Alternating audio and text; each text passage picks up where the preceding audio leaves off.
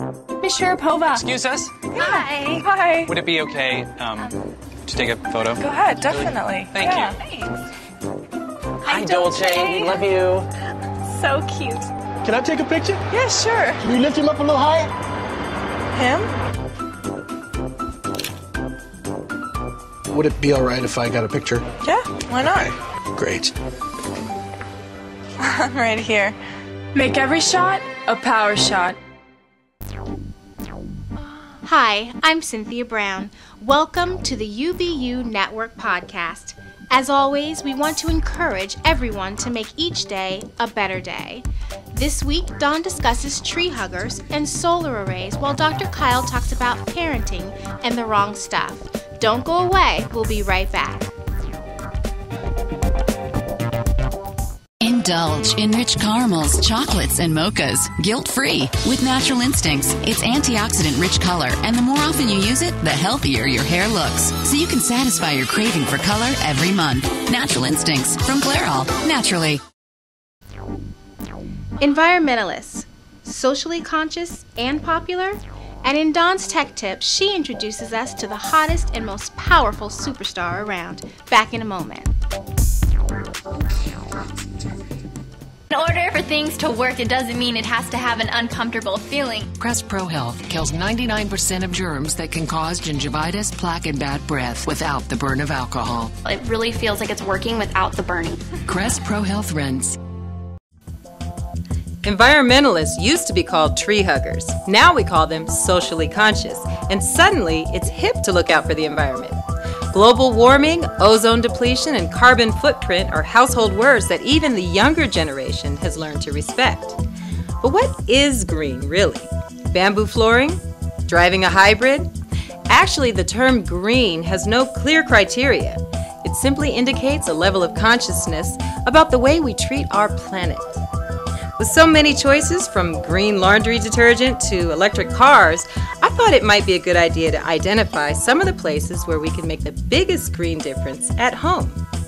Proper insulation and weather stripping and upgrading to Energy Star appliances and dual pane windows with solar shades can reduce your consumption by up to 60%. A well-designed array of solar panels can produce enough electricity to power your home and sell the surplus back to the power company. You could be getting a check every month instead of a bill. But what if solar panels and new appliances aren't in your budget? I've got a few simple ways to be more green without any upfront investment. Set your timer to water your lawn no more than twice a week, 10 minutes each time. It's actually better for your lawn. It'll grow deeper roots, which will make it less fragile and require less water. Use large appliances like your dishwasher and laundry at night when electricity is cheaper to produce. Be sure to separate your trash. Recycling glass, plastic, aluminum, and paper significantly reduces landfill and consumption of our natural resources. For more tips on going green at home, check the show notes. Here's my tech tip for today. Bell Laboratories announced the first working solar panel in 1954. Since then, arrays have popped up all around the world.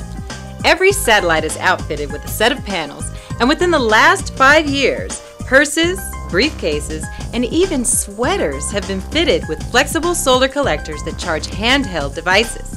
It's official, the sun is a superstar. And why not? She shines abundant free energy over the entire globe.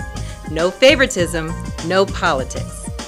If you're ready for a full rooftop solar array, check the show notes for how to contact a solar power expert in your area. You'll also find some of the coolest solar-powered gadgets for sale on the web. Until next time, I'm Dawn Whitaker. Can we learn from our mistakes? Join Dr. Kyle as he discusses the wrong stuff, coming up next.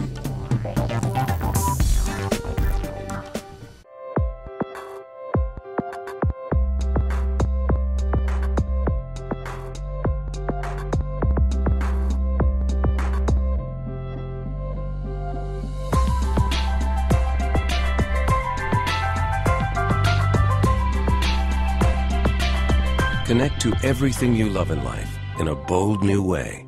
Introducing BlackBerry Bold. as beautiful as it is powerful. Hi, I'm Dr. James Kyle. For most parents, child rearing is an absolute shot in the dark. Kids don't come with an owner's manual, and each one is uniquely different from the last.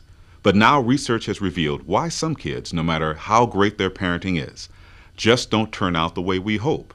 And the answer is found in their DNA. Evidence now suggests that about 30% of kids have a defect in their genetic code, which prevents their brains from developing sufficient dopamine receptors. It seems that a lack of dopamine receptors predisposes kids to an inability to avoid self-destructive behavior. Apparently, children with this defective gene are unable to learn from their mistakes. I've met many adult victims of this genetic defect who just don't seem to learn from their mistakes either. And I think the number is far greater than 30%. It's enough to make you wonder, if people can inherit this genetic defect and never learn from their mistakes, what about nations? Have we finally learned that crime doesn't pay? Why can't we learn that drinking and driving are a bad idea? Despite all we know about the dangers of tobacco use, every year many thousands of new smokers take up the habit.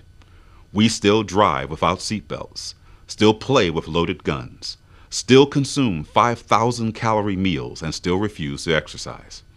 As a nation, have we learned that intolerance and hatred based on race, gender, or sexual orientation is just plain self-destructive? As we look at ourselves, it would appear that we just haven't learned from the mistakes of our past.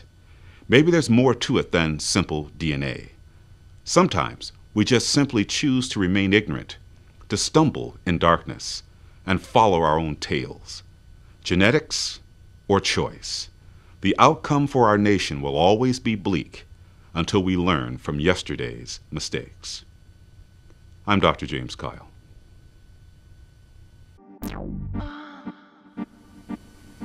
Thanks so much for joining us today. We hope you've enjoyed our podcast as much as we've enjoyed bringing it to you.